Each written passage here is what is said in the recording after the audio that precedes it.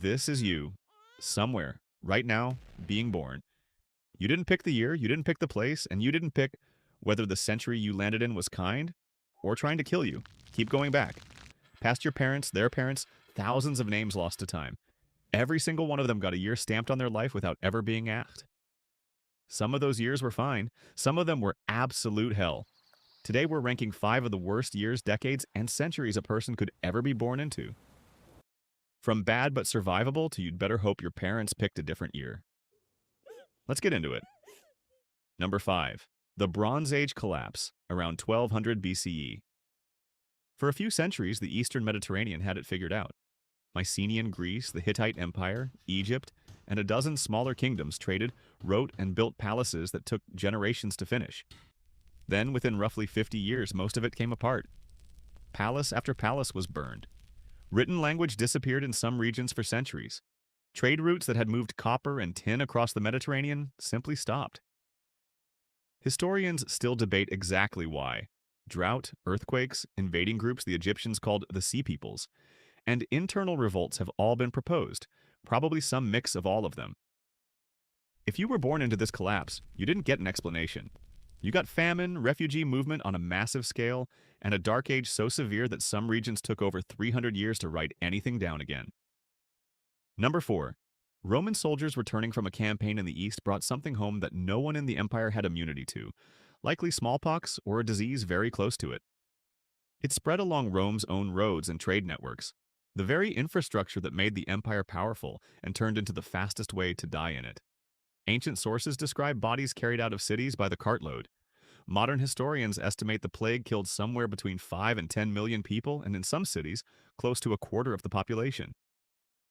The Roman army itself was gutted. Regiments that once held the empire's borders were left undermanned for years. The Emperor Marcus Aurelius, ruling through most of the outbreak, wrote privately about mortality and endurance, while soldiers around him kept dying of a disease no one could name or treat. Number 3. Tang Dynasty China, before the rebellion, was one of the wealthiest, most populous states on earth.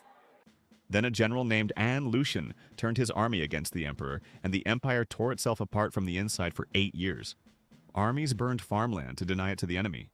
Canals and irrigation systems, the backbone of Chinese agriculture, were destroyed or abandoned. Census records from before and after the rebellion show a staggering population drop, from over 50 million recorded to under 17 million just a few years later. Historians disagree on how much of that gap is actual deaths from war and famine, and how much is displaced people simply falling off the tax rolls. But even the more conservative estimates describe one of the deadliest conflicts recorded before the modern era. Number 2. The 30 Years' War, 1618 to 1648.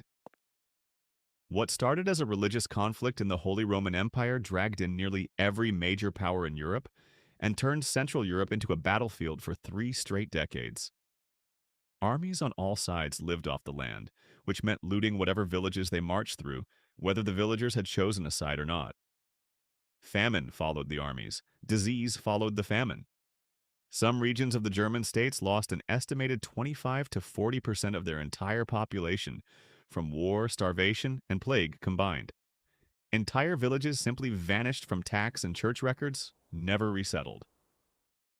A child born in Central Europe in 1618 had a real chance of never seeing the war's end, because for many families in the region, it didn't end.